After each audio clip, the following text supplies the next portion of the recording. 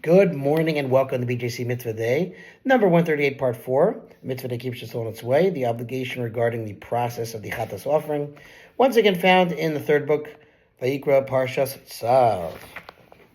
The Chinuch himself, in explaining why he shall not provide an underlying purpose for this mitzvah, adopted the Ramban's position that the specific procedures of the Chatas are mere details of the general mitzvah to present the Chatas Offering. He therefore finds it necessary to explain why he included this Chatas procedure in his count of the 613 mitzvahs. Nevertheless, we shall not veer from the reckoning method of the Rambam of blessed memory, which we have adopted in explaining the 613 mitzvahs. As for any matter that we find difficult, we will attribute the difficulty to our own intellectual shortcomings and not to an error of the Rambam. For he, in truth, is our impetus for this endeavor to explain the mitzvahs of the Torah.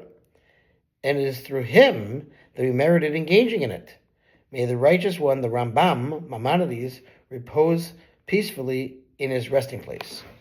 Among the laws of the mitzvah is that which the sages of blessed memory stated, again he says, see Rambam, that the various Chatas offerings are brought of one of 5 species of creatures, each Chatas obligation requiring the species indicated in its scriptural passage.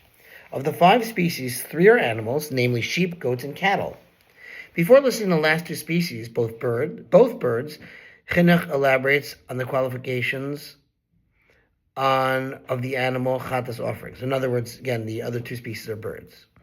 We also find the animal Chatos being of either grown or young animals. As for what constitutes young and grown for them, we shall explain it in the mitzvah of the Shlomim, which is 141, coming up soon, with the help of Hashem. Also, they are brought of either male or female animals, depending on the Chatas obligation.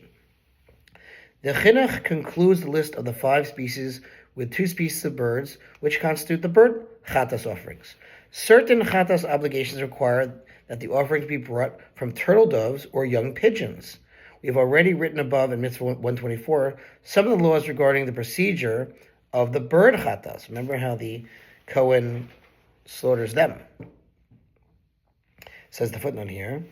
In Mitzvah 124, the Chinuch describes the procedure of Malika, the method of slaughter prescribed for bird offerings, which involves the Kohen's piercing the back of the bird's neck with his thumbnail. I know it's a little bit intense there. And specifically the manner in which it should be performed when the bird is brought as a Chatas, a sin offering. Okay. The Chinuch proceeds to classify the Chatas offerings using other criteria. There are some among the Chatas offerings that are brought on behalf of the entire community, and there are some that are brought by the individual. Of them, that is, from both the communal Chatas offerings and the individual Chatas offerings, there were some that were entirely burnt, the greater part of the animal, in a designated place outside Yerushalayim, and the Amurim, the sacrificial parts, on the pyre of the outer altar, while there were others that were eaten in their entirety by the Kohanim, except for their Amurim, which were burnt on the outer altar.